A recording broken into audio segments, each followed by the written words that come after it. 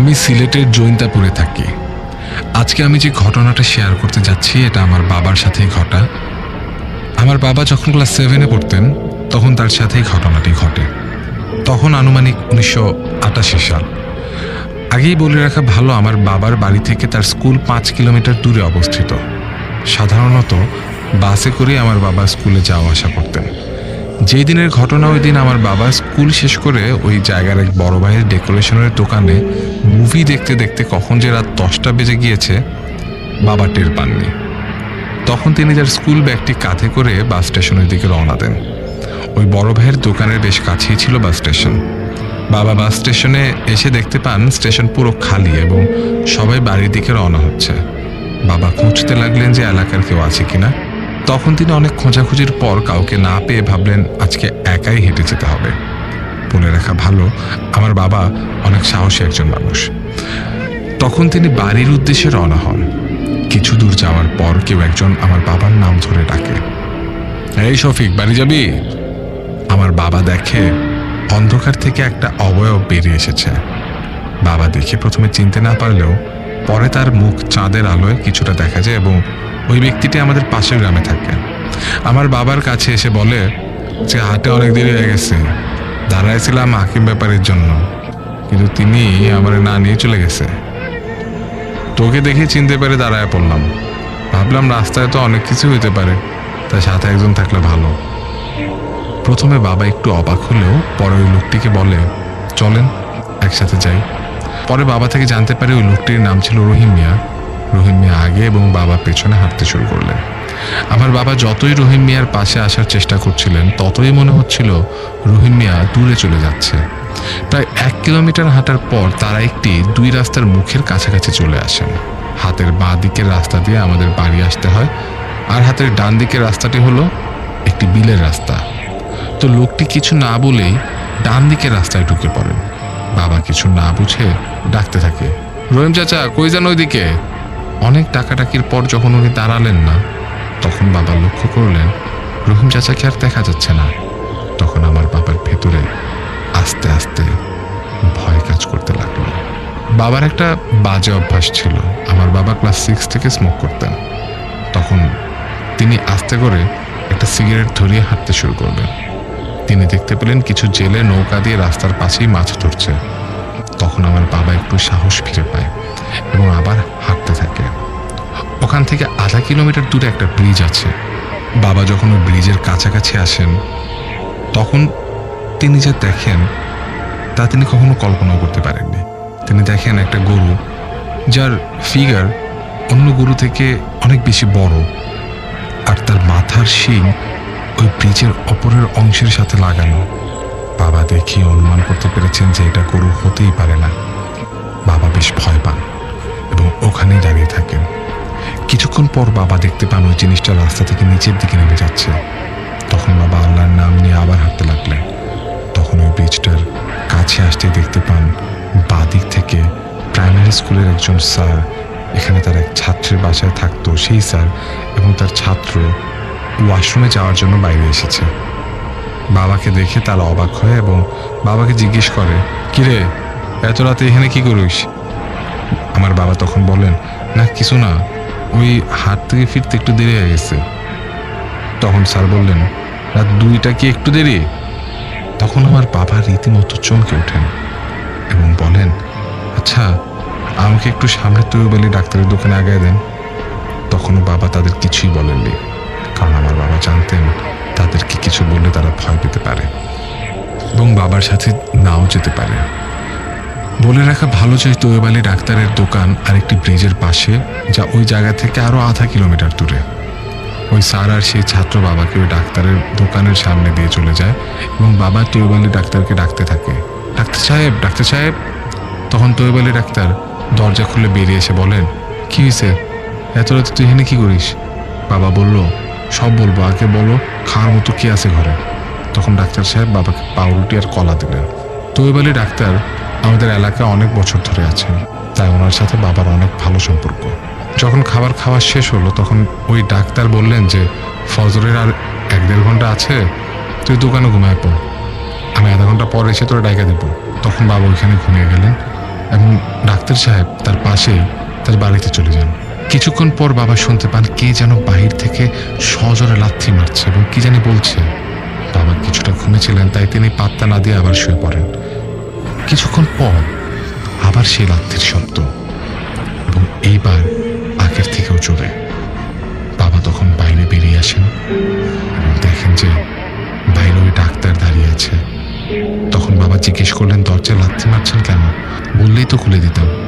তখন ডাক্তার সাহেব বলেন, একবার পেছন ফিরে দেখ। তখন বাবা পেছনে ফিরে দেখেন দুইটি দানব আকৃতির মানুষ। তাদের চেহারা মানুষের মতোই ছিল এবং শরীরে অনেক লোম এবং সাদা জুব্বা পরা। বাবা দেখতে পান ওই দুটি দানব আকৃতির প্রাণী, বা যাই বলেন না কেন, ওই ডাক্তারের ঘরটি বাবার চোখের সামনে থেকে শূন্যে তুলে পাশের নদীতে ফেলে দেয় এবং বাবা আর ডাক্তার সাহেব খুব ভয় পান এটা দেখে। বাবা ভাবতে থাকেন আজই মনে হয় তার শেষ দিন। বাবা মনে মনে আল্লাহকে স্মরণ করতে থাকেন এবং কিছুক্ষণের মধ্যেই পাশের একটি মসজিদ থেকে ফজরের আজান ভেসে আসে বাবার কানে। বাবা দেখতে পান ওই দুইটি প্রাণী বাতাসে মিলিয়ে গেছে এবং তিনি শুনতে পান শুধু একটি আওয়াজ, বেঁচে গেলে। বাবা কিছুটা সুস্থ অনুভব করেন এবং নামাজ পড়ে বাড়ির উদ্দেশ্যে রওনা হন। এরপর থেকে বাবা কখনো আর রাতে দেরি করেননি। আমি ক্লাস 9-এর ছাত্র, বয়স 15, ও লেভেলে পড়ি। ইচ্ছে ছিল স্কলারশিপ নিয়ে যুক্তরাষ্ট্রে যাব। তো সেই সূত্রেই সেখানকার ইউনিভার্সিটিগুলো নিয়ে খোঁজ নেওয়া শুরু করি, কথাবার্তা বলা শুরু করি এবং তখন আমার ইভা নামের একজন মেয়ের সাথে বন্ধুত্বের সম্পর্ক শুরু হয়। সেই সম্পর্ক প্রেমের সম্পর্কে গিয়ে দাঁড়ায় এবং ইভার পরিবারের সাথেও আমার ভালো সম্পর্ক গড়ে ওঠে। ঘটনা শুরু হয় সম্পর্কের 6 মাস পর। তখন রমজান মাস। আমরা তারাবির নামাজ পড়ে বাসা থেকে একটু দূরে একটা মাঠে চলে যেতাম। সেখানে বালি ফেলা হয়েছিল তখন। ওখানে আমরা নান আর কাবাব নিয়ে গিয়ে খেতাম সবাই মিলে। মাঠে একটু অন্ধকার থাকায় সেটাকে রহস্যময় লাগত। আমার বন্ধু হাসান, ও আবার কুসংস্কারে বিশ্বাসী ছিল। ও সেই রাতে খাওয়া শেষে চিৎকার করে উঠল। মাঠের সামনেই একটা 20 বছরের পুরনো বাড়ি আছে। দেখতে প্রায় নতুন হলেও বাড়িটাতে প্রায় 16টি খুন হয়েছিল। কেউ থাকতো না ওখানে। আমার এলাকায় এমনিতেও এমন প্রচুর খুন হতো। ওই বাড়ির পাশেই একটা পুকুর ছিল যেটার নাম তাঁতি পুষ্কুনি। হাসান চিৎকার করে বলল সে একটা মেয়েকে ওই বাড়ির 2 তলা দিয়ে যেতে দেখেছে। বাড়িটায় যেহেতু কেউ থাকে না আর একজন কেয়ারটেকার মাসে 2-1 বার এসে দেখে যান বাড়িটা, তাই ওখানে কারো থাকার কথা না। আমরা হাসাহাসি করলাম, বললাম যে তুই ভীতু, কিন্তু এত ভীতু জানা ছিল না। এমন সময় আমাদের আরেক বন্ধু সিয়ামও চিৎকার করে বলল সেও একই রকম একটা মেয়ে দেখেছে। সবাই ভয় পেয়ে চলে গেল। আমি আর আমার বন্ধু রাফিন থেকে গেলাম।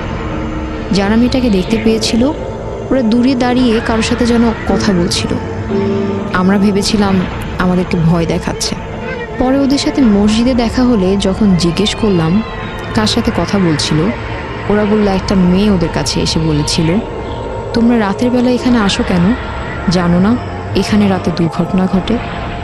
মেয়েটি তখন আরও বলে যে এখানে রাত 3টার পর মানুষের কণ্ঠ শোনা যায়, কণ্ঠগুলো ভাত খেতে যায়। এই কথাগুলো বলা শেষে মেয়েটা আমাদের দিকে এগিয়ে যায়। কিন্তু অবাক হলাম কথাগুলো শুনে, কারণ আমরা কোনো মেয়েকেই দেখতে পাইনি। তারাবি শেষে বাড়ি আসবো যখন, তখন প্রায় 10টা। শর্টকাট রাস্তা দিয়ে আসলে পথে একটা কুয়া পড়ে, যেটা শুকিয়ে গেছে অনেক আগেই। ওটার পাশ দিয়ে যখন যাচ্ছি তখন কেউ একজন আমাকে ধাক্কা দিয়ে মাটিতে ফেলে দিল। কুয়াটার উপরে প্রায় পড়তে যেতে যেতে দেখলাম একটা কালো অবয়ব আর সাদা বিড়াল বসে আছে। আমি সমস্ত শক্তি দিয়ে একটা চিৎকার দিয়ে দৌড় দিলাম। দেখলাম বিড়ালটা মায়া ভরা চোখে আমার দিকে তাকিয়েছিল। আমি বাড়ি পর্যন্ত যাওয়ার পর বিড়ালটা অদৃশ্য হয়ে গেল। বাসার কাউকে এই ঘটনাটি বলতে পারলাম না। পরদিন ইভার বাবা আমাকে কল করে বললেন ইভার অ্যাক্সিডেন্ট হয়েছে, একটু সুস্থ হলে আমাকে কল দিবে, এটাও জানালেন।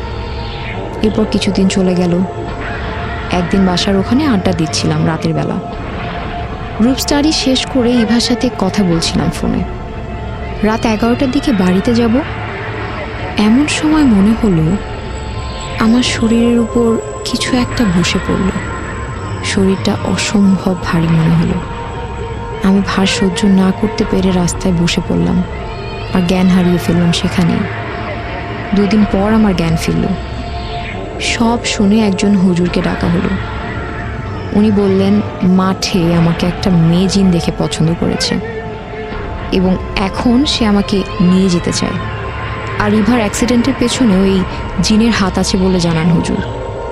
এই সমস্যার সমাধান কি জানতে চাইলে হুজুর বললেন সেটা একটু ভয়ঙ্কর। রাত 3টার দিকে মাঠের ওই স্থানে গিয়ে একটা কালো মোরগ জবাই দিতে হবে যেন রক্ত বালির উপরে পড়ে। এরপর মোরগের কাটা মাথা বালির উপরে রেখে আসতে হবে আর রক্ত মেশা বালি অর্ধেক সাথে নিয়ে আসতে হবে। তার কথা মতোই কাজ করলাম। 2 দিন পর রাত 3টায় মাঠের ওই জায়গায় গেলাম আর মোরগ জবাই দিয়ে বালি নিয়ে আসলাম, কিন্তু কোনো কাজ হলো না। হুজুর বললেন আরেকটি উপায় আছে, তবে এই উপায় অবলম্বন করলে আমার মৃত্যুও হতে পারে। তিনি বললেন অমাবস্যার রাতে 12টার পর ওই স্থানে বসে আমাকে 3 বার সূরা ইয়াসিন পড়তে হবে এবং বাড়ির ভেতরে থাকা মোরগের মাথাটা আনতে হবে। মাথাটা হাতে আনতে পারলেই ওই সমস্যার সমাধান হবে। পরের রবিবার অমাবস্যা ছিল। দেয়াল টপকে বাড়ির ভিতরে যেতেই একটা চিৎকার কানে এলো। কেয়ারটেকারের কাছ থেকে আগেই চাবি নিয়ে এসেছিলাম। তালা খুলে ভেতরে 2তলায় চলে গেলাম। হাতে টর্চ ছিল আমার। প্রথম রুমে ঢুকতেই কেউ ডাকলো আমার নাম ধরে। এরপর পা বাড়াতেই দেখলাম কালো সেই মোরগটা ছুটাছুটি করছে রুমের ভেতর। হুজুর বলেছিলেন মোরগের মাথা ছাড়া বাড়ির বাইরে আসলে আমার মৃত্যু হবে। সারা রাত মোরগটাকে ধাওয়া করতে লাগলাম, কখনো 1তলায় কখনো 2তলায়। ঘড়িতে দেখলাম রাত 3টা বাজে। একটু পর পর একটা মেয়ের কণ্ঠ আমার নাম ডাকছিল। ঠিক ফজরের আগে আগে আমি মোরগটাকে ধরে ফেললাম। তারপর মোরগের মাথা আলাদা করে ফেলতেই আবার একটা চিৎকার শুনতে পেলাম। সাথে সাথে দৌড়ে মোরগের মাথা হাতে নিয়ে বাড়ির বাইরে চলে আসি আমি, দেয়াল টপকে। প্রায় 15 মিনিট পর আমি বাসার সামনে এসে অজ্ঞান হয়ে যাই। হুজুর পরদিন আমার সাহস দেখে খুব তারিফ করেন। তারপর আর কিছু হয়নি আমার সাথে। ইভা আর আমি দুজনেই ভালো আছি, পড়ালেখায় মন দিয়েছি। উল্লেখ্য যে বাড়িটির কথা বললাম সেটা নারায়ণগঞ্জের একটি স্থানে অবস্থিত।